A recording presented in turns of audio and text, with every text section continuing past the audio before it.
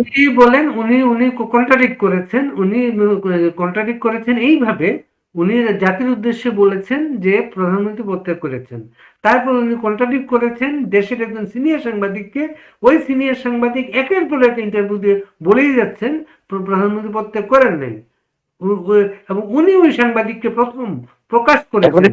শুনেন, আমি একটা কথা বলি পারি ভাই, আমরা পদত্যাগের বিষয়টা এখন মুখ্য না, এটা ছিল 5 তারিখ পর্যন্ত। 6 তারিখ যখন সংসদ ভেঙে দিলেন রাষ্ট্রপতি, তখন তার পদত্যাগটা আর মুখ্য হয় না। ঠিক আছে, পদত্যাগ এখন আর মুখ্য বিষয় না। সাংবিধানিক রাষ্ট্রপতি ক্ষমতা বলে সংবিধান ভেঙে দিয়েছেন, সরকার নাই।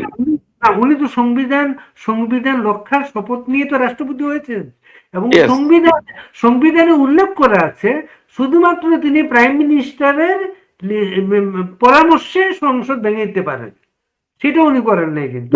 সংবিধানে কি উল্লেখ ছিল যে শেখ হাসিনা প্রধানমন্ত্রী রাষ্ট্রপতির কাছে ক্ষমতা হস্তান্তর না করে, পদত্যাগ না করে দেশ ছেড়ে চলে যাবেন? সেখানে এইটা তো রাষ্ট্রপতি কিছু না বইলা, রাষ্ট্রপতি কোনো কিছু দিক নির্দেশনা না দিয়ে, উনি দেশকে এইভাবে রেখে দিয়ে উনি দেশ ছেড়ে চলে যাবেন? হেলান হেলান এই বিষয়গুলো আসলে আপনি এটা তো বিতর্কিত বিষয়। সবচেয়ে সঠিক উত্তর ছিল, এখন ওই সময় সংবিধান বলতে কিছু ছিল না, আপনারাও জানেন। এই প্রশ্নগুলোর একজন উত্তর ব্যক্তি কি করতে পারেন?